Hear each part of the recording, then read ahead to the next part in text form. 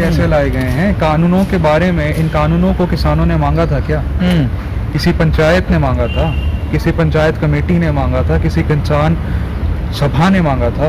एकदम से लाकर आप तोहफा दे रहे हैं और कह रहे हैं कि किसानों के हक में ये तोहफा है, और उनसे बिना पूछे।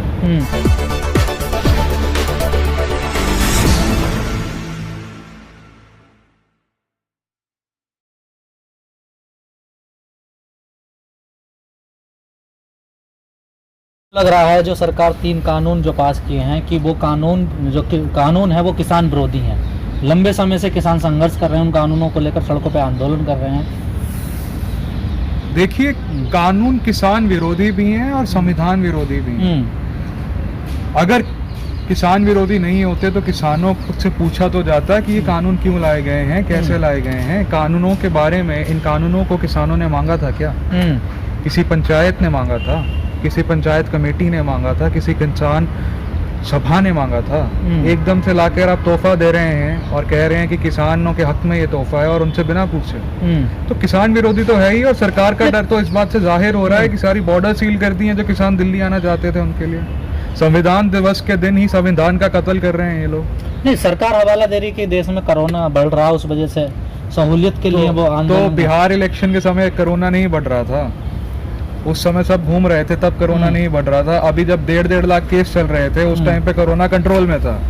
अब 20,000 केस हो गए तो किसानों को जानबूझ के किया जा रहा सरकार तरफ से? सरकार की तरफ से जानबूझ के प्लानिंग प्लॉटिंग है ये, तो उनकी स्टैटिस्टिकल तरीका है कि किसानों को किसी तरह दबा दिया जाए, रोक दिया जाए, और क्या है ये, और कुछ भी नहीं है। लेकिन सरकार कह रही है जो 3 कानून आए हैं उससे किसानों के अच्छे दिन आ जाएंगे, राय जो है वो दोगुनी हो जाएगी। सब किसानों को साथ लिए बिना अच्छे दिन नहीं आ सकते, ये तो सरकार को भी समझना पड़ेगा। किसानों के अच्छे दिन आएंगे, वही तो मैं कह रहा हूँ कि किसानों से बिना पूछे उनके अच्छे दिन कहाँ से ले आओगे?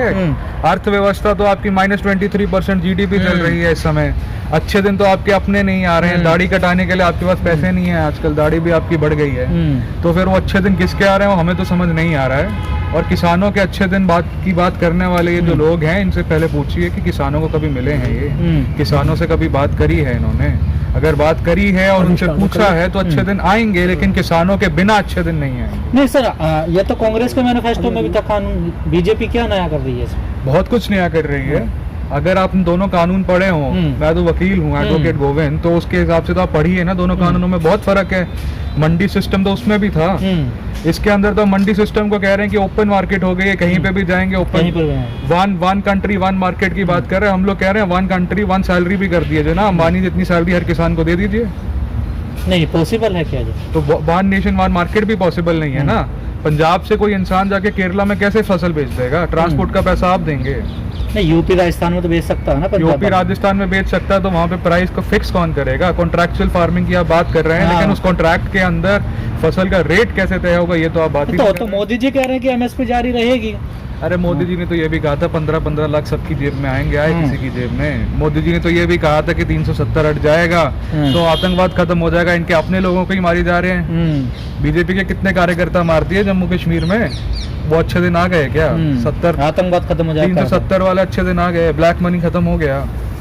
लेकिन सर एक सबसे बड़ा सवाल है, प्रधानमंत्री ने अपनी रैलियों में हर जगह कहा, इस बात को कहा जब भी उन्होंने, कि ये किसान नहीं है, विपक्ष के लोग हैं सड़कों पे उतर रहे हैं जो आंदोलन कर रहे हैं। सर एक बात बताइए, विपक्ष के लोग अगर हैं, विपक्ष को आपने छोड़ा कहाँ है? देश के अंदर विपक्ष कौन है?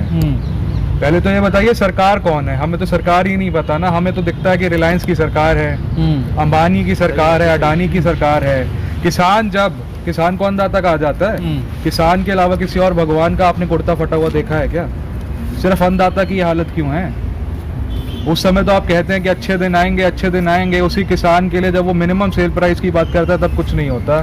अंबानी और अडानी अपना रिलायंस का जियो का सिम निकालते हैं, 500 रुपए उसकी मेंबरशिप फीस ले लेते हैं, सब खुश होकर दे देते हैं। किसान अपनी 10 रुपए की जो सब्जी बेचना चाहता है 1 किलो के भाव से, उसकी जिसमें पूरे शरीर टूट जाता है, उसको तो आप दे नहीं पाते हैं। और आप फूड कॉर्पोरेशन ऑफ इंडिया को बंद करने की बात करते हैं, गोदामों को बंद करने की बात करते हैं, गवर्नमेंट परचेज को बंद करने की बात करते हैं। तो एक तरह से तो सर वो हर बार मैं ये बात कहता हूँ कि पहले हुआ करता था government of the people, for the people, by the people. अब हो गया है government of Ambani, government of Ambani, for Ambani and by Ambani. तो ये जो सरकार है ये तो कॉर्पोरेटों की सरकार है साहब। ये किसान मजदूर की सरकार थोड़ी है, अगर किसान मजदूर की सरकार होती है तो जो मजदूरों का वेतन उन्होंने 50% कर दिया कि अगर उनको रिट्रेंच किया जाता है तो 50% वेतन पे उनको देके निकाल दिया जाएगा। पहले 100% हुआ करता था, उस पर क्यों नहीं बोला इन्होंने कुछ? लेकिन सर सरकार कह रही है, खासकर बीजेपी कह रही है कि आप लोगों ने किसानों को गुमराह कर दिया, वो इसलिए आंदोलन कर रहे हैं, सड़कों पे उतर रहे हैं। आप लोग कौन लोग? कांग्रेस। कांग्रेस। तो किसान आंदोलन में कांग्रेस का क्या होता है? किसान ही आंदोलन कर रहे हैं। आपने देखा किसान आंदोलन में कांग्रेस कुछ कर रही है? क्यों? राहुल गांधी तो जा रहे हैं, वो जा रहे हैं ना, वो समर्थन, तमाम झंडे खड़े हो रहे हैं, वो कांग्रेस पार्टी किसान आंदोलन का समर्थन कर रही है। आंदोलन किसान कर रहा है, पहली बात तो बीजेपी गलत कर रही है। बीजेपी कभी सही कहती ही नहीं है। कब सही कहा? बीजेपी ने कहा था आपकी इनकम दुगनी कर देंगे, किया। बीजेपी ने कहा था स्वामीनाथन आयोग लागू कर देंगे, किया क्या? बीजेपी ने कहा था कि फसल के 1.5 गुना दाम मिलने चाहिए, दिए। आप बताइए दिए क्या? बीजेपी ने कहा था आप देंगे, वो कह रहे हैं अब 2 गुनी आय हो जाए, 1.5 गुना तो छोड़े 2 गुनी आय हो जाएगी। हाँ तो 2 गुनी आय है तो कैसे हो जाएगी? मुझे बताइए तो सही ना। आपको मैं कहूँ कि आपका ये मैं कैमरा तोड़ देता हूँ और आपकी 2 गुनी आय हो जाएगी, तो हो जाएगी क्या? बताइए। तो भाई आपका ये कैमरा आपको ठग रहा है, आपको गलत इंफॉर्मेशन दे रहा है। ये कांग्रेस आपको बेकार ही है कि ये कैमरा गलत ये सही दे रहा है। जब ऐसा कह दो नहीं, आप मुझे बात बताइए ना। आपको कह दिया जाए कि कैमरा फेंको, ऐसे पत्रकारिता करो, बहुत अच्छा विजन दिखेगा, आप मान लेंगे? नहीं, मैं तो नहीं मानूंगा। तो हम कैसे, किसान कैसे मान लेंगे कि आप उनकी जमीन खरीद रहे हो, आप उनकी सिक्योरिटी खत्म कर रहे हो, एमएसपी की। अब अगर हम कह रहे हैं कि मिनिमम, तो किसान वोट तो दे रहा है ना। क्या दे रहा है? किसान वोट तो दे रहा है। जब किसान सरकार तो बना रहा है ना सर, जब इतनी किसान सरकार तो बना रहा है, तो बीजेपी की सरकार तो बन ही रही है ना। फिर भी यार सरकार बनना और वोट देना वो एक अलग इंडिविजुअल, तू इंडिविजुअल पर रेफर करता है। संविधान कहता है मेरा वोट मेरा गुप्त मतदान, मैं जिसको मर्जी दूं। लेकिन बात यह है कि जब किसान एक वर्ग की बात करते हैं ना, वही बात है ना सर, जैसा पेड़ बोओगे ऐसी फल पाओगे ना सर। सर कानून तो वही बनाएंगे ना संसद के अंदर जिनको आप जिताकर भेज रहे हैं। नहीं, हमने नहीं जिताकर भेजा, हमने नहीं जिताकर भेजा। जिन्होंने जिताकर भेजा जिन्होंने उनको तो फायदा जिन्होंने अब आप बताइए, अंबानी, अडानी, आप बीजेपी के लिए फंडिंग किसने की? आज भी आया बिहार के लिए इलेक्टोरल बॉन्ड है, कितने सबसे ज्यादा बिहार इलेक्शन से पहले हुए, वो बॉन्ड किसके लिए थे? किसके लिए थे? आज एक बार बताओ, हर बूथ पर एलईडी तो पहुंच सकती है इलेक्शन से, लॉकडाउन के दौरान एलईडी के लिए हर बूथ के ऊपर मोदी अमित शाह रैली कर सकते हैं, वर्चुअल रैली हो सकती है। लेकिन बेचारे मजदूर जो पैदल चल रहे थे वो बिहार तक, यूपी तक पहुंच नहीं पाए। लेकिन उन्हीं बेचारों ने तो फिर सरकार बना दी दोबारा ना। भैया सरकार एक मैथमेटिक्स है, एक गेम है, ये सारी जगह प्रूफ हो चुका है। This is manipulated. जब आप वोट देने जाते हैं तो जाती नहीं, तो सरकार तो यही हवाला देती है कि जनता हमारे कामों को स्वीकार करे, इसलिए हमें जनता ने कामों को आप बिहार का मैंडेट देख लीजिए, आप हरियाणा का मैंडेट देख लीजिए, आप महाराष्ट्र का मैंडेट देख लीजिए, आप झारखंड का मैंडेट देख लीजिए, कहीं बहुमत मिला बीजेपी को? सरकार तो बन ही रही है ना। सरकार तो मध्य प्रदेश में भी उन्होंने, जनता ने तो कांग्रेस को बनाया था, एमएलए खरीद कर उन्होंने, अब जनता नहीं बनाया ना। बाली जी, जिस तरीके से मंदिर की बात करते हैं, मस्जिद की बात करते हैं, हिंदू की बात करते हैं, मुसलमान की बात करते हैं, लेकिन अभी तक अर्थव्यवस्था और इकोनॉमी पे बात नहीं की जा रही है। अरे सर, वो तो इनका डिप्लोमेटिक तरीका है। अब इनके अंदर ये है कि how to throw the question away और how to change the question.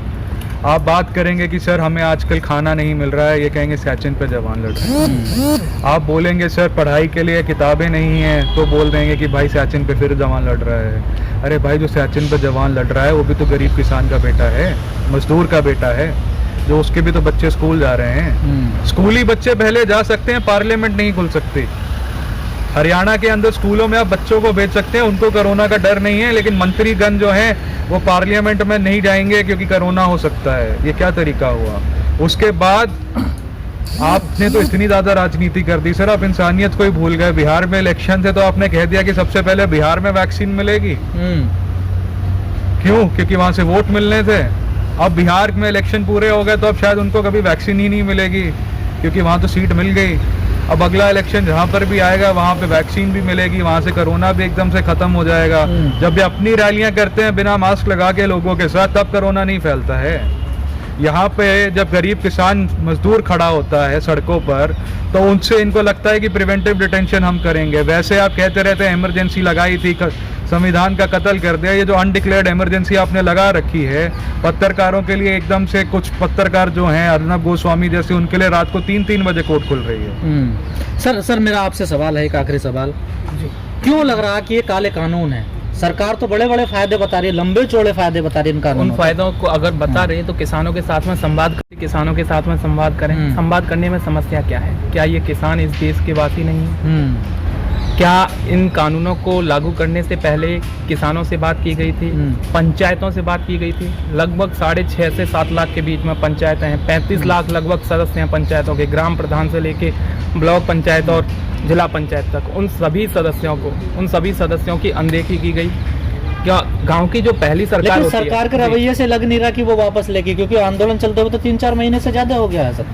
देखिए सरकार तो सुनना ही नहीं चाहती ना, वो तो सुनना ही नहीं चाहती। सामंती प्रवृत्ति की सरकार है। आंदोलन फिर फेल हो रहा है।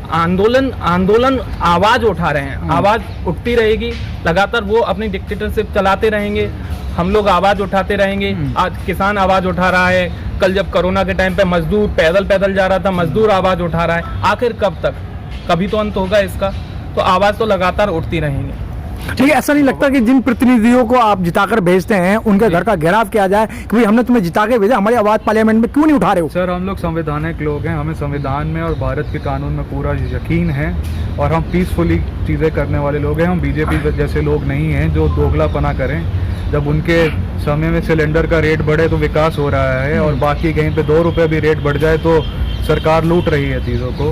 हम बहुत संवैधानिक लोग हैं साहब। ये तो हमें असंवैधानिक दिखाने के लिए किसानों को बैरिकेडिंग कर दी गई है, ताकि वो मजबूर हो जाए कि उसको दिल्ली आने के लिए जोर जबरदस्ती आने की कोशिश करनी पड़े। लेकिन हमें पूरा भरोसा है कि किसान कभी किसी का नुकसान नहीं कर सकते, क्योंकि किसान वो लोग हैं जो बंजर जमीन में भी फसल उगाते हैं। वाली साहब, ये सरकार नहीं आने देती है, बॉर्डर पार नहीं करने देती, तो क्या करोगे फिर आप?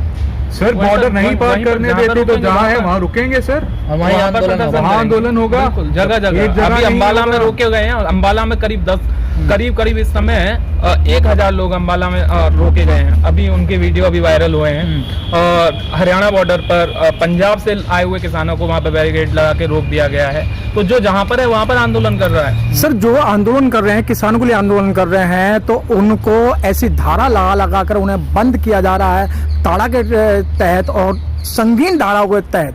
जो अपनी आवाज उठाएगा उसे ही बंद कर रहे हैं।